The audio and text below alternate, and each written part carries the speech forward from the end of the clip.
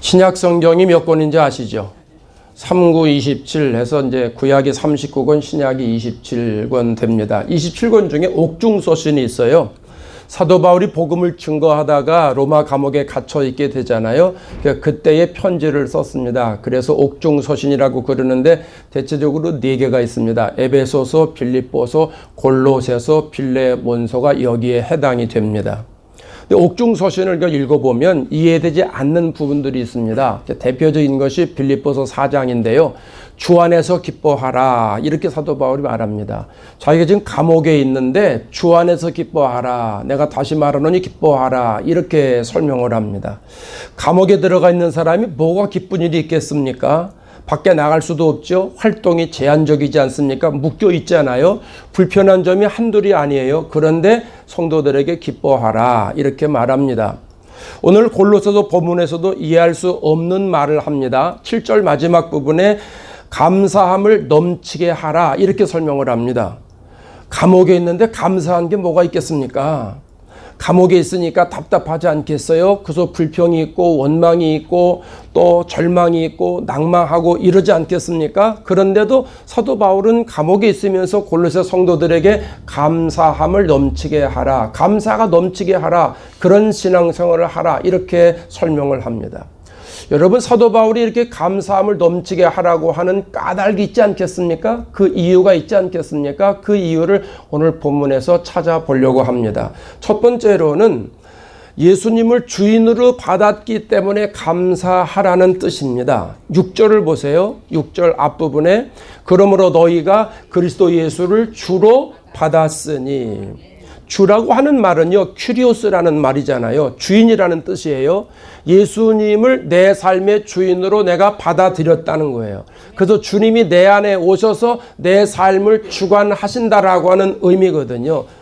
아주 쉽게 말하면 예수님이 내 구세주다 이런 말입니다. 내가 예수님을 구세주로 받아들였기 때문에 감사해야 된다라고 하는 말입니다. 그런데 여러분, 이 말은요, 특별한 말이고요. 이 말을 조금 음미해 보면 우리가 충격적일 수밖에 없습니다. 왜냐하면 과거에 우리의 주인은 달랐거든요. 과거의 주인이 예수님이 아니었어요. 로마서 6장 17절에 이런 말합니다. 너희가 원래 죄의 종이었더니. 죄의 종.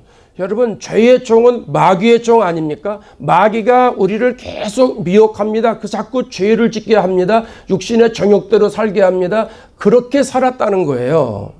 또 에베소서 5장 8절에는 뭐라고 말하냐면 너희가 전에는 어두움이더니, 우리가 어둠 속에서 살았다는 거예요. 영적인 상태가 어둠이었다라는 거죠. 어두우니까 분별하지 못하지요. 아무것도 볼 수 없지요. 전진할 수도 없지요. 그래서 이것을 한마디로 표현해주는 구절이 에베소서 2장 3절입니다. 자, 2장 3절 읽겠습니다. 전에는 우리도 다 그 가운데서 우리 육체의 욕심을 따라 지내며 육체와 마음에 원하는 것을 하여 다른 이들과 같이 본질상 진노의 자녀이었더니, 육체의 욕심을 따라 살았다는 거예요. 다시 말하면 육체의 감각대로 살았다. 조금 더 나아가면 동물적 감각으로 살았다, 그런 말이에요. 그러니까 내가 원하는 대로 살아갔다라는 것이죠. 그냥 감정에 이끌려 살아가기도 하고 이 육체의 정욕에 이끌려 살아가기도 했다라고 하는 것이죠. 여러분, 이것이 왜 위험한 것이냐 하면 로마서 8장 13절에 이렇게 말합니다. 너희가 육신대로 살면 반드시 죽을 것이로되, 육체 욕심대로 살면, 어둠 속에 살면, 죄에 묶여 살면 우리의 영혼이 죽는다는 거예요.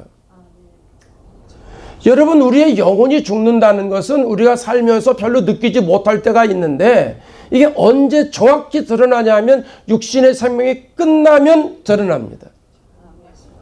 우리의 육체는 영혼을 담는 그릇인데 하나님 우리의 영혼을 빼가시면 우리의 육체는 쓸모 없어지지 않습니까? 그러면 우리의 육체는 땅으로 들어가고 우리의 영혼은 어디로 갑니까? 지옥이죠. 지옥이죠. 그러니까 육체의 정욕대로 살아가면, 육신대로 살면 죽는다는 말이 그 말이에요. 마가복음 9장에 가면 지옥을 예수님 표현하기를 구더기도 죽지 않고 불도 꺼지지 않는다. 하찮은 구더기도 죽지 않는다. 그니 사람이 죽겠느냐 그런 말이거든요. 영원히 그곳에서 살아야 됩니다. 그런데 하나님이 우리를 사랑하셔서 예수님을 보내주셨어요. 그 예수님께서 십자가에서 물과 피를 흘리고 돌아가셨어요. 하나님이 우리를 구원하시기 위해서 예수님을 십자가에 매달아 죽게 하심으로 피값으로 우리를 사셨다는 겁니다. 그 구원의 길을 활짝 열어 놓으셨다라고 하는 겁니다. 그 사실을 내가 그대로 받아들이는 거예요. 하나님이 나를 사랑하시기 때문에 예수님 보내주셨구나. 예수님이 나를 죄와 사망과 지옥에서 구원하시려고 십자가에 달려 돌아가셨구나. 십자가의 보혈은 내 죄와 연결이 되어 있고 내 영혼과 관계가 되어 있구나. 내가 예수님 붙잡아야 되는구나. 그래야 내가 영원히 사는구나. 이것을 내가 깨닫고 예수님을 받아들였다는 거예요. 그러니 감사할 수밖에 없지 않느냐. 이게 바울의 얘기입니다. 여러분, 예수님이 내 죄를 구원하시기 위해서 십자가에 달려 죽으셨다는 사실을 믿으세요? 예, 감사해요. 예수님을 믿으면 예수님의 생명이 내 안에 들어온다는 사실도 믿으세요? 예, 감사해요. 예수를 믿고 거듭나면 천국에 간다는 확고부동한 믿음이 있으세요? 아멘. 예. 우리가 예수님 믿고 구세주로 믿은 것 뿐인데 하나님은 우리의 신분을 완전히 바꿔놓으시는 거예요. 그래서 요한복음 1장 12절에 가면 영접하는 사람들은 어떤 권세가 있느냐 하면 곧 그 이름을 믿는 자들에게는, 예수님 이름 믿는 자에게는 하나님의 자녀가 되는 권세를 주셨다는 거예요. 그때는 왕정시대잖아요. 왕의 자녀면 자녀에게도 권세가 있어요. 왕에게만 권세가 있는 게 아니고 자녀에게도 권세가 있다는 거예요. 그걸 빗대서 하나님의 자녀라는 말을 쓴 것이거든요. 그럼 오늘 우리들도 하나님의 자녀이니까 우리들에게도 권세가 있다는 거예요. 여러분, 예수 믿는 사람에게 하나님의 자녀의 권세가 있습니다. 열심히 기도하시고 말씀 듣고 은혜 받으시면 여러분 말에도 권세가 있습니다. 말에도 능력이 있습니다. 말은 힘이 있는 거예요. 하나님께서 우리의 말에 영적인 능력과 힘과 권능을 부어주시면 그 말에 사람들이 움직이게 되는 거예요. 그래서 전도가 되는 겁니다. 빌립보서 3장 20절에 그런 말이 있죠. 우리의 시민권은 어디에 있어요? 하늘에 있어요. 저와 여러분은 어디 시민권자예요? 하늘의 시민권자예요. 미국 시민권자는 미국에서 보호를 해주지요. 전에 한국 갔다가 미국을 들어오는데 여권을 딱 냈더니 그 이미그레이션 직원이, 이미국 직원이 웰컴 홈 그러더라고요. 웰컴 홈 그러니까 마음이 편안해지더라고요. 여러분, 미국 시민권자는 미국의 보호를 받고 미국의 환영을 받는 것처럼 하나님 나라의 시민권자는 하나님의 보호를 받습니다. 성령의 보호를 받습니다. 성령의 인도를 받습니다. 하나님의 환영을 받습니다. 근데 여러분 생각해 보세요. 내가 예수 믿기 전에는 육체의 생각대로 살았습니다. 내가 주인이었잖아요. 에? 이런 사람 있잖아요. 내가 주먹을 믿지. 코미디언 중에 그 조혜련이라고 하는 분 계시잖아요. 그분 예수 믿은 지 9년 됐는데 성경을 뭐 100번을 읽었대나? 100번을 읽었대요. 새롭가수의 간증 나왔는데 또 요새 다니엘 기도회 하는 게 있습니다. 오륜교에서는 다니엘 기도회 강사로 나와서 하는데 아주 그냥 충격적인 얘기를 했습니다. 자기 예수 믿고 성경을 얼마나 많이 읽었는지 모른다고. 예, 그분이 그 전에 그랬대요. 내가 주먹을 믿지. 그런데 그 사람이 남녀 호랑개교 믿다가 예수 믿게 됐는데 예수 믿고 나서 완전히 뒤집어졌습니다. 주인이 완전히 바뀌어졌다는 거예요. 그러니까 여러분, 예수님을 내가 주인으로 받아들이니까 주님이 나를 통치하시죠. 나를 보호하시죠. 나를 인도하시죠. 나를 책임져 주시지 않겠습니까? 그러다 보니까 주님이 말하는 대로 우리가 말하게 되잖아요. 주님이 시키는 대로 우리가 살아가게 되잖아요. 그것을 성령으로 거듭났다 이렇게 말하지 않습니까? 예수님 밖에 살고 있었는데 예수님 안에 들어와 살고 있는 사람이 되었다는 거예요. 이 사실 때문에 감사해야 된다. 이것을 본문에서 이야기해주고 있는 줄로 믿습니다. 예전에 제가 목회하는데 어느 청년이 왔습니다. 그래서 이제 그 청년 집에 신방을 갔습니다. 신방을 가서 이렇게 보니까 창가에 이런 것들이 쫙 있는데 처음처럼 산사춘, 참이슬, 좋은데이, 수나리 무슨 이름입니까?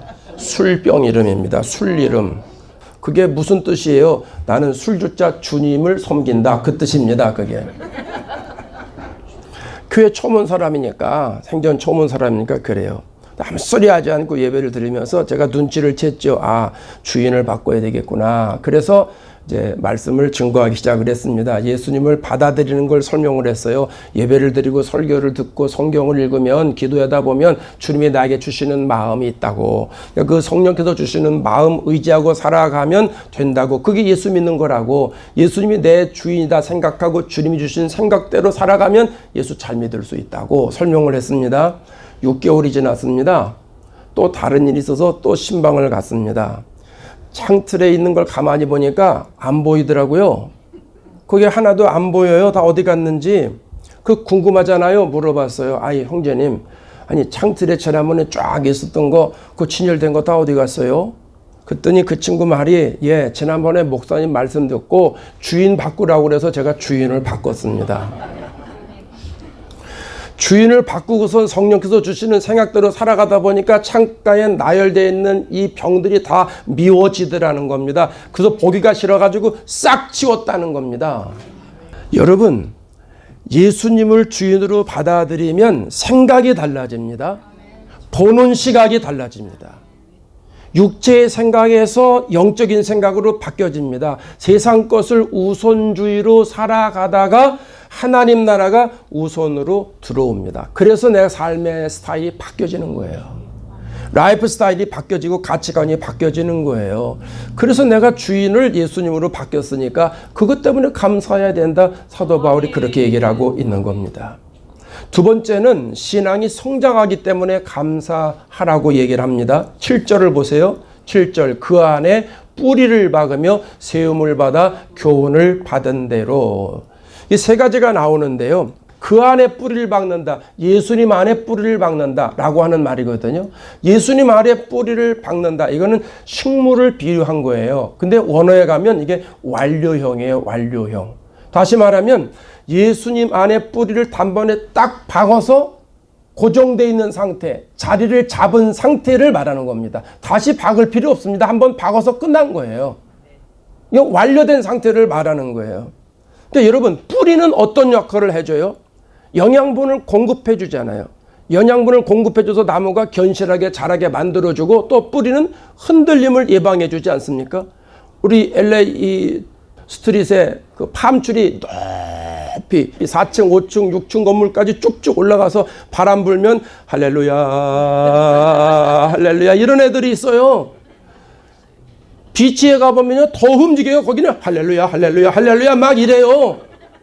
가만 보면 넘어질 것 같고 쓰러질 것 같은데 안 쓰러집니다. 뭐 때문에 그래요? 뿌리 때문에 그렇죠. 뿌리 때문에. 그러니까 그렇게 예수님 안에서 우리를 뿌리를 박았기 때문에 영양도 공급받고 믿음이 흔들리지 않는다. 그런 말입니다. 두 번째로는 세움을 받았다 그랬어요. 이거는 건축을 비유한 거거든요. 근데 여기 원어는 현재 진행형이에요.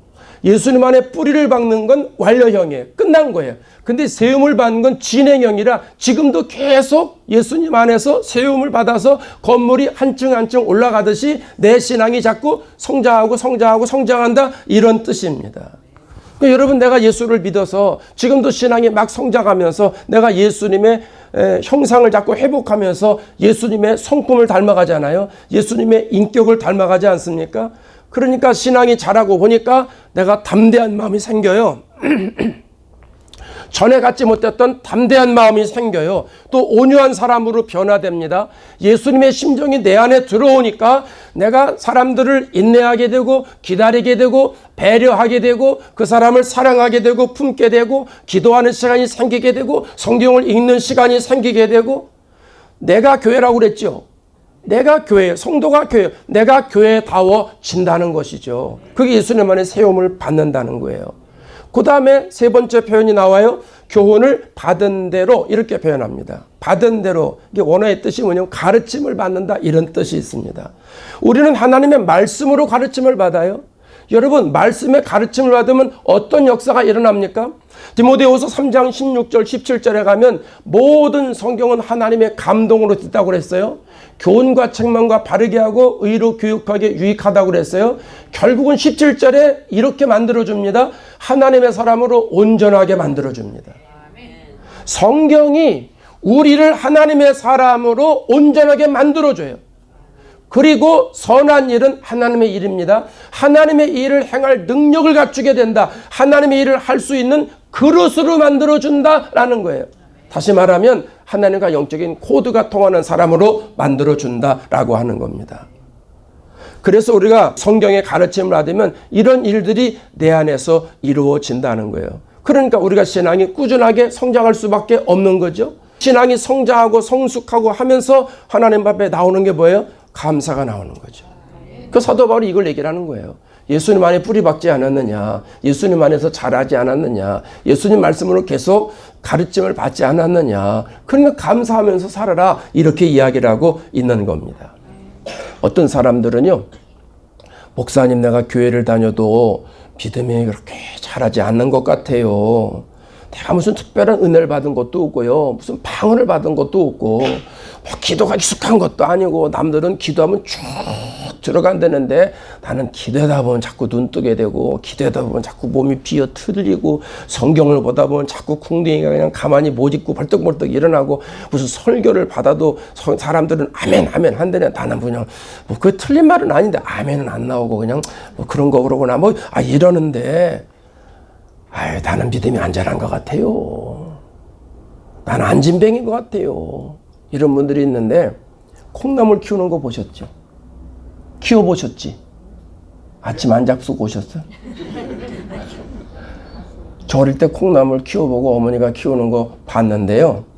떡시루 같은 큰 데다가 물이 잘 빠지는 곳에다가 싹을 틔운 콩들을 이제 밑에다가 뭐 설쳐가지고 걸쳐가지고 이렇게 안 빠지게 해서 놓잖아요. 그리고 덮어 놓잖아요. 그리고 이제 어머니가 그래요. 저는 사랑방에서 늘 살았는데, 그 이제 사랑방에다 딱 놓고선, 야, 나갈 때 들어올 때 만날 콩나물 물 줘. 그래서 아침에 일어나서 콩나물 주고, 점심에 일어나서 콩나물 물 주고, 저녁에 자기 전에 콩나물 물 주고, 시도 때도 없이 콩나물 물을 줍니다. 이놈들이 언제나 자라나, 얘들이 언제나 자라나. 그런데요, 며칠 지나면요, 얘들이 꿈틀꿈틀해가지고 싹이 나와 있어요. 이만큼도 자라 있어요. 그럼 물을 주면요, 이놈들이 위로 쭉 올라옵니다. 계속 주면요, 위로 쭉 올라옵니다. 그래서 일주일 뭐 열흘 지나면요, 뽑아다가 국해 먹어도 됩니다. 콩나물국. 계속 물밖에 준 게 없어요. 그런데 나도 모르는 사이에 자라더라는 거죠. 여러분, 주일날 교회 나오는 게 아무것도 아닌 게 아니에요. 말씀을 듣고 기도하고 하는 것들이 아무것도 아닌 게 아니란 말입니다. 말씀을 처음에 들을 땐 모르는 것 같아요. 기도할 때는 기도의 깊이가 없는 것 같아요. 그러나 말씀을 꾸준하게 들으면 내 안에서 하나님의 말씀이 착착착착 쌓입니다. 그래서 어느 순간에 이것이 능력이 돼서 나를 이끌어가게 됩니다. 어느 순간에 그 말씀이 이해가 됩니다. 어느 순간에 기도줄이 잡히게 됩니다. 어느 순간에 성경을 보는 눈이 열리게 됩니다. 이게 교회에 나와서 콩나물 물 먹듯이 계속 하나님 말씀을 들으면서 예배를 드리면 이런 일들이 일어나는데, 이게 영적인 것만이 아니라 세상에 나가서 운동하거나 뭐 하는 모든 부분에다 이런 현상이 동일하게 일어난다는 거죠. 제가 처음에 미국 와서 테니스를 배웠습니다. 테니스를 배웠는데 우리 권사님한테 배웠는데 아주 오지게 가르칩니다. 이분이 초등학교 때 정식으로 배운 사람입니다. 골프도 정식으로 배우고 테니스도 정식으로 배우고 아주 FM대로 가르칩니다. 그래서 하나 둘 셋 하나 둘 셋 뭐 이렇게 하고 저렇게 하고 막 그래요. 근데 그게 됩니까? 되면 내가 왜 배우겠어요? 안 되니까 배우지. 어느 정도 이제 서브 넣는 거 해가지고선 이제 앞으로 이제 쳐내는 거 합니다. 목사님, 저 코너에다가 볼을 집어넣으려면 라켓을 잡고 이렇게 해야 됩니다. 저렇게 해야 됩니다. 한번 해보세요. 됩니까? 그게 안 되죠. 자꾸 하는데 안 돼요. 그러니까 이 권사님이 답답한지, 목사님! 그렇게 말고 가르쳐 준다! 저쪽에서 그러는 거예요. 그래서 나도 그냥 답답하니까, 나도 알아! 안 되는데 어떡해! 그러다가 싸우겠더라고. 어떡합니까? 내가 배우는 사람이니까 그냥 입 다물고 가만히 있죠. 그만두려고 많이 그랬습니다. 더러워서 못해 먹겠네. 그래서 어떡합니까? 또 창피당하지 않기 위해서 벽치기 연습하고 했습니다. 혼자 열심히 연습하는 겁니다. 그리고선 어느 날 가서 똑같이 이렇게 하세요 저렇게 해서 했는데 어느 순간에 탁 가는 거예요. 내가 깜짝 놀랐어요. 그래서 속으로 또 반대로 해볼까 해서 반대로 딱 하니까 코너 가서 똑 떨어지는 거예요. 아, 이거라구나. 어느 한순간에 실력이 쫙 업그레이드가 되더라고요. 영적인 문이 어느 순간에 딱 열립니다. 그게 교회 와서 계속 콩나물 물 먹듯이 예배드리고 기도하고 계속 하게 되면 누구나 다 그렇게 되는 거예요. 그러니까 저와 여러분들이 다 사람마다 정도의 차이는 있지만 모든 사람들이 다 그렇게 될 수 있다는 겁니다. 그래서 로마서 10장 17절에 이렇게 말하죠. 믿음은 들음에서 나며 시작. 믿음은 들음에서 나며 들음은 그리스도의 말씀으로 말미암았느니라. 자꾸 말씀을 들으면요 내 안에 믿음이 자꾸 생기는 거예요. 근데 여러분 그 말씀이 어떤 말씀입니까? 말씀이 빛이고 생명이고 진리 아닙니까? 그 빛이신 말씀이 내 안에 들어오면 어둠이 물러가는 거예요. 그 생명이신 말씀이 내 안에 들어오면 내 안에 사망 권세는 떠나가는 거예요. 그 진리이신 말씀이 내 안에 들어오면 내 안에 거짓된 것들이 쫓겨나는 거예요. 그래서 우리가 신앙이 건강하게 자라는 거예요. 여러분 다 경험해 보셨잖아요. 말씀을 읽고 말씀을 듣고 찬송을 부르고 기도하고 순종하고 신앙생활 하다 보면 내 안에 영적인 감동이 밀려오지 않아요? 그래서 내가 하나님 말씀대로 살아봐야 되겠다고 하는 결단을 하게 됩니다. 어느 순간부터 믿음으로 살지 못하는 사람들이 불쌍해 보입니다. 그들을 위해서 기도하게 됩니다. 사랑하게 됩니다. 욕심이 줄어들게 됩니다. 또 내 안에 인내심이 생깁니다. 화를 덜 내게 됩니다. 그게 신앙이 자란 거예요. 눈에 보이게 쑥 자란 사람도 있고 눈에 보이질 않지만 적게 자란 사람도 있어요. 한 달 있다가 보면 잘하고 6개월 있다 보면 잘하고 1년 있다 보면 잘하지 않습니까? 얼마나 감사합니까? 그러기 때문에 하나님 앞에 감사해야 된다. 그게 사도 바울이 오늘 우리에게 권면하는 말씀입니다. 세 번째로는요, 흔들리지 않는 믿음이 있기 때문에 감사하라는 거죠. 자, 7절 한번 보겠습니다. 7절. 믿음에 굳게 서서 감사함을 넘치게 하라. 당시에는요, 이단들이 골로새 교회 안에 침투해 들어와서 성도들의 신앙을 미혹을 시켰습니다. 사실 골로새서가 쓰여진 배경은 골로새 교회에 이단들이 들어오니까 에바브라라는 사람이 사도 바울을 찾아갑니다. 우리 교회가 지금 이런 이단들이 들어와서 교인들이 이렇게 지금 신앙을 떠나고 있고 신앙 어려워지고 있고 교회가 위험해지고 있습니다. 이러니까 사도 바울이 그때 감옥에서 편지를 쓴 거예요. 이단에 대처하기 위해서 바른 신앙을 갖게 하기 위해서 편지를 쓴 것이 골로새서거든요. 그 당시에 대표적인 이단이 영지주의입니다. 영지주의는 예수님을 구세주로 받아들이지 않습니다. 예수님을 그리스도라고 고백하지 않습니다. 율법적인 요소가 굉장히 강합니다. 그 율법을 기준으로 사람을 판단합니다. 그리고 천사를 숭배합니다. 금욕주의를 강조합니다. 그리고 철학을 강조합니다. 그래서 8절에 가면 이런 말씀이 있습니다. 누가 철학과 헛된 속임수로 너희를 사로잡을까 주의하라. 교회는 신앙이 끌린 사람들인데 이단들이 들어와서 철학을 가지고 사람들에게 헛된 속임수를 써서 신앙을 끌고 가려고 한다는 것이죠. 사도 바울은 교회 안에 이단이 침투해 들어와서 그럴듯하게 미혹하고 있지만 신앙생활을 하고 있는 골로새 교인들은 예수님을 구세주로 모신 사람이 아니냐, 예수님을 주인으로 모신 사람이 아니냐, 예수님 안에서 신앙이 자라고 있지 않느냐, 그러니까 흔들리지 말고 믿음에 굳게 서서 감사하라, 감사하는 삶을 살아가라, 그렇게 이야기하고 있는 겁니다. 일반적으로 우리가 감사를 이야기할 때 세 가지를 얘기를 하잖아요. 첫 번째로는 환경에서 나오는 감사가 있지요. 나에게 주어진 환경이 좋은 거예요. 그게 감사 조건이죠. 또 자라온 환경이 좋은 거예요. 좋은 부모님들을 만났어요. 또 일하는 환경이 좋아요. 집, 거주지, 주변 환경이 좋아요. 그러니까 감사하죠. 우리가 살고 있는 LA도 환경이 얼마나 좋습니까? 11월 달에 이렇게 따뜻한 나라가 어디 있습니까? 세상에. 여기는 뭐 비가 와도 그렇게 많이 안 오고 뭐 눈이 뭐 오지도 않고. 여러분, 좋은 환경에 산다는 게 축복입니다. LA 좋은 환경에 산다는 게 축복입니다. 한인타운도 따지고 보면 좋은 환경이 많습니다. 얼마나 편합니까? 마켓 5분이면 가고 10분이면 가고. 미국서 이런 데 별로 없는 것 같아요. 그죠? 자, 두 번째로는 소유에서 나오는 감사가 있어요. 이전보다도 물질을 많이 소유했습니다. 감사하죠. 공부를 많이 하게 됐습니다. 학문을 소유한 거 아닙니까? 이것도 감사하죠. 건강합니다. 건강을 소유한 거 아니겠습니까? 그것도 감사한 거죠. 생활 규모가 커졌습니다. 그것도 내가 소유가 넉넉해졌으니까 그것도 감사한 것이죠. 삶의 여유가 생겼으니까 전부 다 감사한 거 아니겠어요? 그게 소유에서 나오는 감사예요. 세 번째는요, 신앙에서 나오는 감사가 있어요. 예수 믿고 구원받은 사람이 됐어요. 또 하나님의 마음으로 살게 됐어요. 자녀의 권세를 가지고 살게 됐어요. 예수님의 성품과 인격으로 만들어지게 됐어요. 예수님의 향기가 나에게 나오는 거예요. 결국 하나님 나라 가게 되잖아요. 이게 신앙에서 나오는 감사라는 거예요. 여러분, 환경에서 나오는 감사나 소유에서 나오는 감사는 상대적이에요. 환경이 조금 나쁘면 감사가 다 없어져요. 소유를 잃어버리면 원망이 불평이 생겨요.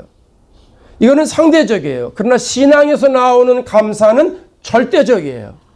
이건 아무나 할 수 있는 게 아니에요. 예수 믿는 사람만 할 수 있는 거예요. 신앙에서 나오는 감사는 환경과 여건과 조건을 초월하는 거예요. 내 영혼이 구원받은 감격으로 인해서 하나님 앞에 감사하는 것이 신앙에서 나오는 감사인 줄로 믿습니다. 제가요, 몇 년 전에 감옥에 갔다 왔어요. 왜 이렇게 놀라십니까? 감옥에 갔다 왔는데 원원 놀수로 5시간을 쭉 올라가면 살리나스 스테이트 프리즌이라는 곳이 있습니다. 거기에 재수자들이 한 5,000명 정도 있습니다. 지난번에 우리 교회 오셨던 민병동 목사님이 거기에 채플린이잖아요. 그래서 이제 거기를 재수자들에게 성경을 가르치기 위해서 2번을 갔다 왔습니다. 교도소도 왜 성경을 가르치느냐 하면 거기에 장기수들이 많아요. 10년, 20년, 30년, 40년 이런 분들이 많은데 몇 년을 선고받았든지 상관없이 많은 클래스를 만들어놨어요. 성경 클래스, 목공 클래스, 컴퓨터 클래스, 미용 클래스, 여러 클래스를 만들어 놓고 거기에서 그 사람들로 하여금 배우라는 거예요.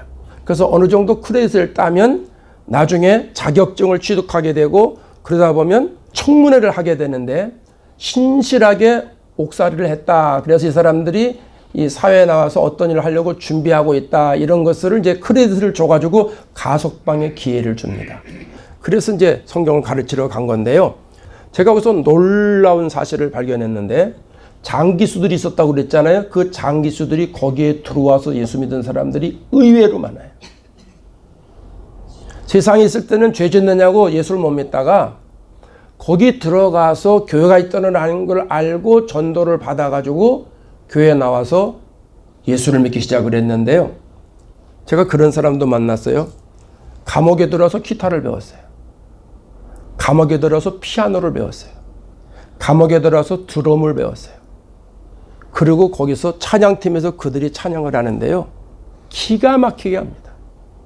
그분들은요, 예수 믿고 나서 너무 은혜가 감사하니까 내가 하나님 앞에 무엇으로 영광을 돌릴까 하다가 어떤 사람은 기타로, 어떤 사람은 피아노로, 어떤 사람은 드럼으로 여러 가지 부분으로 자기들이 와가지고 연습해가지고 예배를 드리는데요.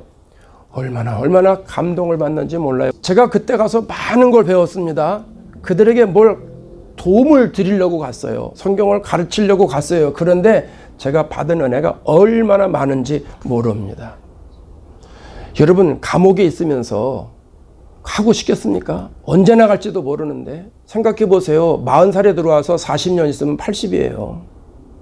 그분들 중에는 감옥에서 그냥 인생을 끝내야 될 분들도 있어요.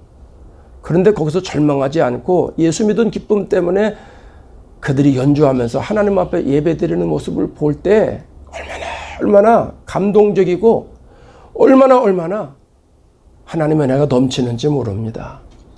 여러분, 우리가 경험하는 것이지만 신앙이 좋을 때는요, 우리가 감사도 좋고 충성도 좋고 권신도 좋고 다 좋아요. 그래서 믿음이 좋을 때는 감사 그러면 뭐 감사가 쉬워요. 올라가 독수리같이 신나게 막 충성도 올라가고 말이죠. 감사도 올라갑니다. 그런데 마귀가 내 생각 주머니에 미움의 마음, 시기의 마음, 질투의 마음을 넣어주면 그 다음부터는 얘기가 달라집니다.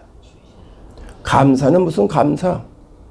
그렇게 건강하던 사람이 마귀의 마음을 딱 갖게 되면요, 믿음이 흔들리는 거예요. 또 물질에 조금 손해가 나고 조금 환경이 어렵고 조건이 좀 어려운 가운데 있기만 하면요, 마귀가 그런 사람들 속에 생각을 딱 넣어주기만 하면은요, 그렇게 신앙이 건강하게 올라가 하던 것들이 아래로 갑자기 추락하기 시작을 합니다. 감사의 마음이 한 번에 없어집니다.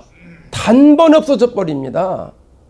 신앙에서 오는 감사는 어디로 사라지고 환경에서 나오는 감사, 소유에서 나오는 감사에 집착하게 됩니다. 그래서 내가 환경이 이런데 어떻게 감사를 해? 내가 뭐가 있다고 감사를 해? 감사는 있는 사람들이나 하는 것이지, 지금보다 환경이 더 좋아지면 내가 감사하지, 지금보다 여건이 내 좋아지면 감사하지, 내 마음의 굴곡이요 얼마나 파장을 일으키는지 모릅니다.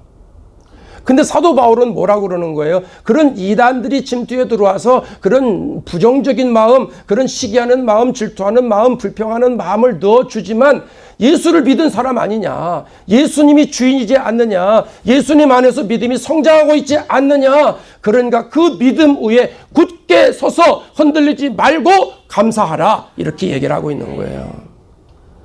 여러분, 지난 1년 동안 어떻게 지내셨습니까? 여러분의 실력으로 사셨습니까? 주님이 주신 실력으로 사셨습니까? 여러분이 생산해내는 지혜로 사셨습니까? 하나님이 공급해 주시는 지혜로 사셨습니까? 객관적인 믿음으로 한번 냉철하게 판단해 보시기를 바랍니다. 물론 우리 중에는 환경이 연약할 수도 있고 소유가 적을 수도 있습니다. 그러나 분명한 것은 내가 예수님을 주인으로 받아들였잖아요. 어려운 가운데도 여기까지 신앙생활을 해오고 있잖아요. 그리고 내가 예배를 드리면서 내 신앙이 자라고 있지 않습니까? 얼마나 감사한 일입니까? 그 믿음 위에 굳게 서서 흔들리지 말아야 된다는 것이죠. 그 믿음 가지고 하나님 앞에 감사해야 된다는 것이죠. 다음 주일 추수감사주일입니다. 하나님이 나에게 베푸르신 은혜를 생각하면서 정말로 주님 은혜 감사한 마음을 담아서 하나님 앞에 영광 돌리시기를 바랍니다. 한 주간 지내시면서 감사의 조건을 꼽아보세요. 손가락으로 꼽아보세요. 영적인 것이든 육적인 것이든 물질적인 것이든 건강적인 것이든 어떤 것이든 감사의 내용을 손꼽아 보면서 하나님 앞에 최상의 감사로 하나님께 영광 돌리는 저와 여러분 되시기를 주의 이름으로 축원합니다. 기도하겠습니다.